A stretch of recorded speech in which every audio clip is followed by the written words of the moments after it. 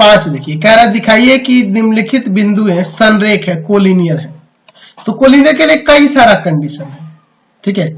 अगर मान लीजिए हम यह दिखा दें, यहाँ पे यह मान लेते हैं, इस यहाँ पे मान लेते हैं, माना A जिसका निर्देशांक है 2 3 4, B -1 -2 1 तथा C 5 8 7, 3 बिंदु हैं, 3 बिंदु हैं। तो देखिए संरेख दिखाने के लिए कई सारा कंडीशन है। मैं क्या करूंगा, ए बी वेक्टर और बी सी वेक्टर निकाल के दिखा दूंगा कि एक दूसरे का 2 गुना 5 गुना 8 गुना है ना, कुछ भी हो सकता है।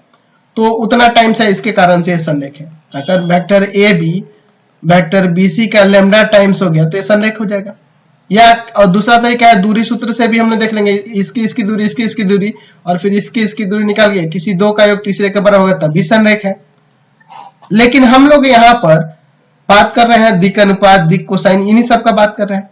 तो अगर मैं बात करूं ए बी के दिक् अनुपात की, है ना, ए बी के दिक् अनुपात, हम लोग यहाँ दिक् अनुपात के माध्यम से निकालेंगे दिक् अनुपात की। तो ए बी का दिक् अनुपात क्या होगा आपका, इसको मैं मान लेता हूं A1 B1 C1। तो क्या हो जाएगा, -1 -2 -2 -3 1 -4, यानी कि आ जाएगा यहां से -3 -5 -3। अच्छा BC के दिक् अनुपात की बात करो तो यहां इसका दिक् अनुपात आ जाएगा A2 B2 C2 मान लेता हूं, और वह क्या हो जाएगा 5 -1 8 -2 और फिर आपका आ जाएगा 7 -1। तो यहां आ जाएगा 6, यहां आ जाएगा प्लस का 10 हो जाएगा और फिर यहां 6। तो अगर मैं A1/A2 लूं तो देखो आपका -3/6 कट के 1/2 होगा माइनस का। B1/B2 लूं, B1/B2 लूं तो उसका भी आप लिखोगे -5/10 कट के आपका -1/2 होगा। और C1/C2 लूं तो वह भी हो जाएगा -3/6 कट के यहाँ भी -1/2। तो यहाँ मैं क्या देख रहा हूं, यहाँ देख रहा हूं कि A1/A2 बराबर है B1/B2 के और बराबर है C1/C2।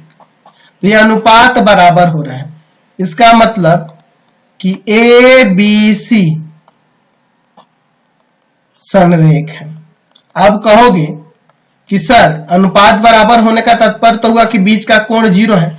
तो संरेख अगर रेखाखंड संरेख होंगी तो उनके बीच का कोण 0 ही ना होगा जी, या 180 होगा, ठीक है। तो अनुपात बराबर होता है तो कोण भी क्या होता है, 0 होता है या 180 होगा। तो संरेख या समांतर के लिए हम लोग एक ही कंडीशन लेके चलते हैं ना जी, ये संरेख हो गई। तो संरेख दिखाने के लिए और भी कई सारी विधियां थी, मैंने आपको पहले ही बता दी थी, कोई भी विधि आप अप्लाई कर सकते हो। क्वेश्चन नंबर 6 देखिए, कह रहा है